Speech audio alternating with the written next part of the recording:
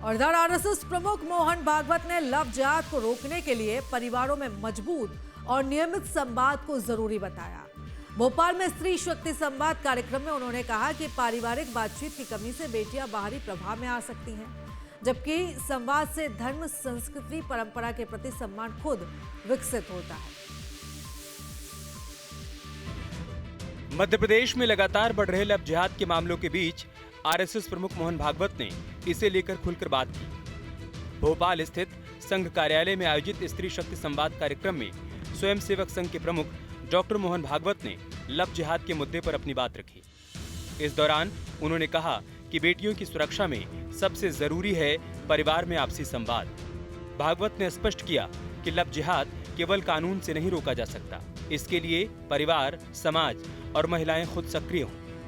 RSS ने भोपाल में 2 बड़े कार्यक्रमों के जरिए महिलाओं के सशक्तिकरण और सामाजिक एकता को अपनी विचारधारा और संगठन की रणनीति का अहम हिस्सा बताया है। संघ प्रमुख मोहन भागवत ने कहा कि महिलाओं की सुरक्षा, पारिवारिक संवाद को मजबूत करना और आदिवासी समुदायों को समाज की मुख्य धारा में शामिल करना भारत की सांस्कृतिक एकता के लिए जरूरी है। एक माता होती है जिसके कथन पर बच्चा वैसे करता है, तो इस सारे व्यवहार में क्या सीखना, क्या नहीं सीखना, इसका विवेक देने वाली माता है। बच्चे की जो नैतिक घड़ंत है वो 12 साल तक पूरी हो जाती है, घर में ही पूरी होती है। उसकी मुख्य शिल्पकार तो माता रहती है। इसलिए जब सभ्य शब्द जोड़ते हैं तो महिलाओं की भूमिका अधिक प्रमुख हो जाती है। आरएसएस प्रमुख मोहन भागवत ने लव जिहाद जैसे सामाजिक मुद्दों की चर्चा की और परिवारों को अपनी बेटियों की सुरक्षा के प्रति सजग रहने की सलाह दी।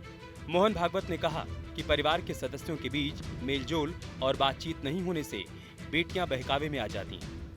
उन्होंने तर्क दिया कि अगर घर में नियमित संवाद हो तो धर्म और परंपरा के प्रति सम्मान खुद ब खुद विकसित होता है। आरएसएस प्रमुख ने लव जिहाद रोकने के लिए सुझाव भी दिए, जिसमें परिवार के अंदर निरंतर संवाद बढ़ाना, लड़कियों में सावधानी और आत्मरक्षा की भावना पैदा करना, साथ ही ऐसे अपराध करने वालों के खिलाफ प्रभावी कानूनी कार्रवाई होनी चाहिए। मोहन भागवत ने 3 अहम कदम सुझाए हैं। पहला, परिवार में निरंतर संवाद। दूसरा, लड़कियों में सतर्कता, आत्मरक्षा की भावना पैदा करना। तीसरा, अपराध करने वालों के खिलाफ प्रभावी कार्रवाई। उन्होंने ये भी कहा कि सामाजिक संगठनों को ऐसी गतिविधियों के प्रति सजग रहना चाहिए और समाज को सामूहिक प्रतिरोध में उठ खड़ा होना चाहिए, तभी समाधान मिलेगा। अब ये भागीदारी ज़्यादा से ज़्यादा बढ़ाने के लिए सामाजिक क्षेत्रों में वगैरह, तो इसके लिए 2 बातें आवश्यक है। पहली तो है प्रबोधन, पुरुषों का भी और महिलाओं का भी,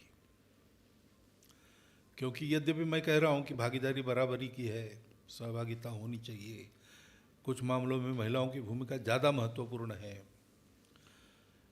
ऐसा अपने देश में बहुत पहले था, परंतु बीच में जो आक्रमण हुए तो जीवन की अस्थिरता में फिर महिलाओं को तरह तरह के निर्बंधों में सुरक्षितता के लिए डालना पड़ा। ऐसा डालने के बाद, वो परिस्थिति जाने के बाद वापस पहले तरीके पर आना, ये समाज ने नहीं किया।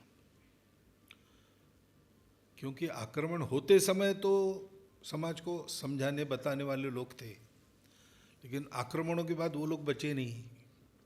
ये सब सिखाने वाली अपनी व्यवस्थाएं ध्वस्त हो गई और उसके चलते जो हमारा अपना तरीका है वो अभी दिखता नहीं कहीं पर। तो पुरुषों को ये बताना आवश्यक है कि जब महिलाओं को उनकी सुरक्षा के लिए घर में बंद रखना पड़ता था या भागदौड़ के जीवन में घर में बच्चों का वगैरह ध्यान रखो, बाकी सब हम संभालते हैं, ऐसा जो तरीका था वो अब बदलने की आवश्यकता है, क्योंकि वो परिस्थिति रही नहीं। भागवत ने कहा कि समाज को चलाने की असली शक्ति सद्भावना है, ये केवल कानून या नियमों से नहीं बनती। उन्होंने जोर दिया कि परिवार और समाज मिलकर बेटियों की सुरक्षा और संस्कृति की रक्षा कर सकते हैं। उन्होंने कहा कि समाज की भलाई के लिए काम करने वाले लोग अपने हित से ऊपर उठकर राष्ट्र और संस्कृति के लिए सोचते हैं।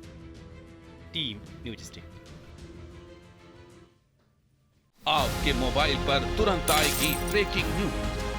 स्क्रीन पर सबसे पहले दिखेगी बड़ी खबर।